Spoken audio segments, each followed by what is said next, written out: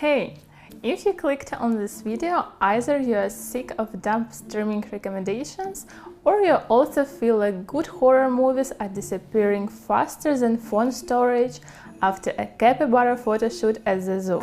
So yeah, today no cutesy stuff, it's full-on psychosis. I've picked the freshest horror releases of June, like 20-kilogram dumbbells. Not for the faint of heart. But seriously, when was the last time you actually felt like scared during a horror movie?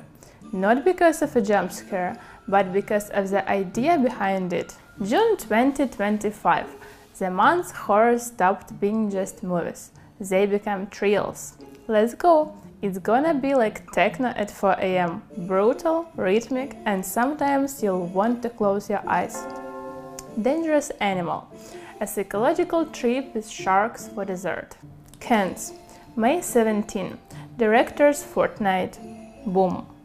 A film by Jeremy Wilkinson about a psycho who feeds victims to sharks from a boat. Okay, sounds like trash, but wait, it's based on a real case. In 1982, 3 people disappeared in Australia. Later, a boat was found near Queensland, stained with blood, but no bodies. The main suspect? A fisherman with 2 prior convictions. Coincidence? The director said, "This isn't a film, it's a diagnosis of humanity." What do you get on a private boat with a stranger just because they offered a free cruise? The right. Exorcism with no room for retakes. Did you know there were 176 independent exorcisms reported in France just in 2023? This film isn't Price Prickles Holy Water, everyone's fine. It's more like The Ring and the Vatican dropping a collab track. Directed by Martina Fellini, daughter of a legendary horror screenwriter, she actually bought a real Vatican case file for 50,000 euros. Yeah, it included a guy speaking 4 languages he'd never learned. They filmed this scene straight up. Do you believe in possession, or do you think psychiatry explains everything? Predator, killer of killers. Alien with a history. This one's a triple shot film punch, like 3 espresso shots to the face. Predator with a Viking, Iceland 892 AD, a ninja Edo 6043 and a World War II pilot, France 1944. Shot in IMAX, sound in Dolby Atmos. In theaters, you literally feel like you are being hunted. Fun fact, it all started from viral fan art back in November 2024. So tell me, who would you put against the Predator? Maybe that grandpa from Trostinet who raised 3 goats and grows onions on her rooftop? 28 years later, a mutation of society.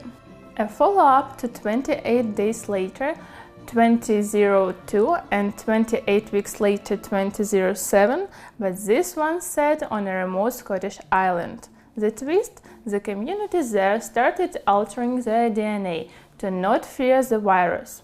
They say the concept came from Oxford research. Can fear be artificially turned off? If fear was gone, would we still be human? The quickest, but definitely not weak. Megan 2.0. She's back and this time she learns from her mistakes. Horror over EDM? Respect. I don't understand you. A stunning couple set in Italy and a blood-soaked comedy of miscommunication. The Return. Twin Peaks-style mystery but with way less coffee and way more blood. Motel Hell. Finally a movie about true crime fans who end up in a true crime story. Alright, your turn. Which of these would break you in the best way? And honestly, why do we watch horror? For catharsis, shock, or just to feel alive for a second?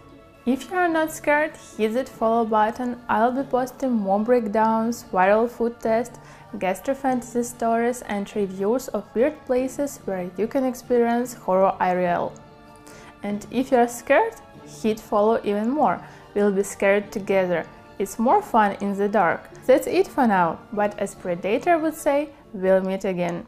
Take care of your mind, don't eat while watching horror, and turn off the lights. It will scarier that way. Wishing you wild techno, and may the contact capybara be with you.